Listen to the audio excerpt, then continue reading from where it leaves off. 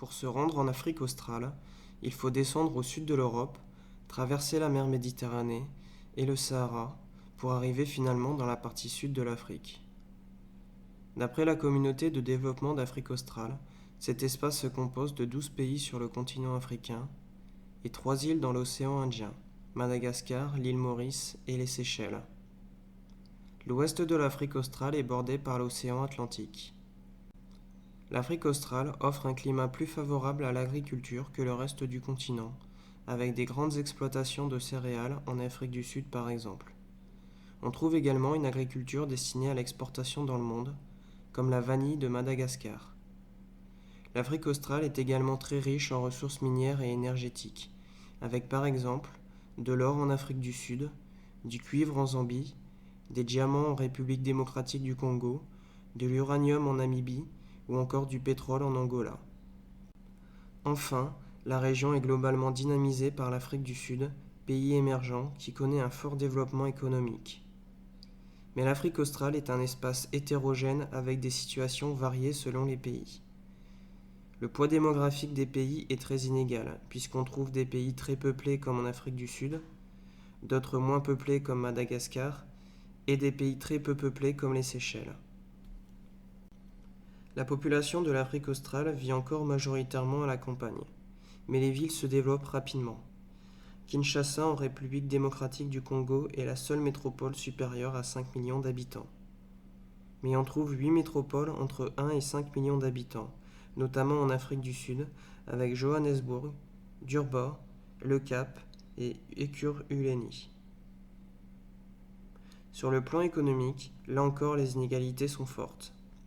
Le PIB par habitant, c'est-à-dire le revenu moyen des habitants, est supérieur à 10 000 $ seulement dans 4 pays, dont l'Afrique du Sud et les Seychelles. D'autres pays comme l'Angola affichent un revenu moyen entre 5 000 et 10 000 $. Mais la majorité des pays ont un revenu moyen inférieur à 5 000 $, voire inférieur à 1 000 $ pour les plus pauvres comme Madagascar. Mais la richesse n'est qu'un indicateur économique. Si l'on s'intéresse à la santé à travers l'espérance de vie, on découvre des chiffres supérieurs à 65 ans seulement aux Seychelles et sur l'île Maurice. Les autres pays sont en dessous de 65 ans comme en Afrique du Sud, 60 ans comme en Zambie, ou 55 ans pour le Swaziland par exemple. C'est principalement parce que cette région du monde est la plus touchée par le virus du sida que les chiffres de la santé sont aussi mauvais, même dans les pays les plus riches comme l'Afrique du Sud. Les chiffres de l'éducation sont également importants à prendre en compte pour voir le niveau de développement des pays de l'Afrique australe.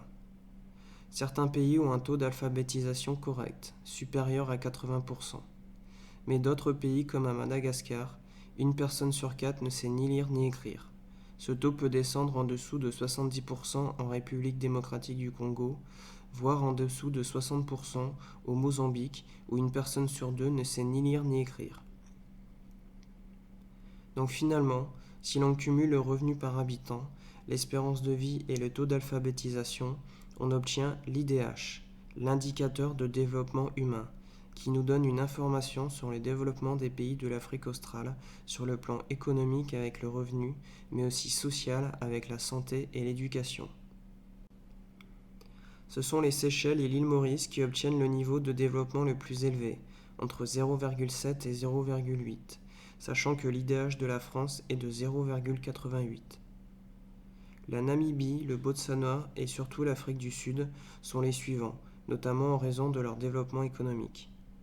Viennent ensuite le Swaziland et surtout l'Angola, qui affiche un niveau de revenu plus élevé grâce à son pétrole. La majorité des pays ont un indice de développement humain très faible, puisqu'inférieur à 0,5 sur 1. L'Afrique australe est donc un espace aux possibilités de développement importantes en raison de ses richesses, mais qui affiche pourtant plusieurs visages. C'est pourquoi nous allons nous appuyer sur 2 exemples bien différents pour comprendre la place de l'Afrique australe dans la mondialisation et les effets que la mondialisation a sur l'organisation des territoires.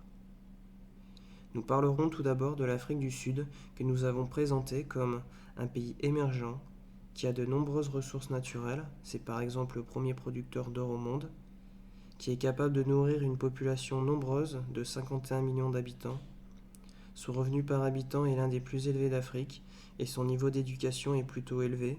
En revanche, l'espérance de vie est trop faible, notamment en raison des ravages du virus du sida dans le pays. Notre deuxième exemple sera Madagascar. Le pays dispose également de ressources importantes comme la vanille, mais pourtant le revenu par habitant est faible et le développement social est tout aussi faible puisque les niveaux d'éducation et de santé sont parmi les plus bas de l'Afrique australe.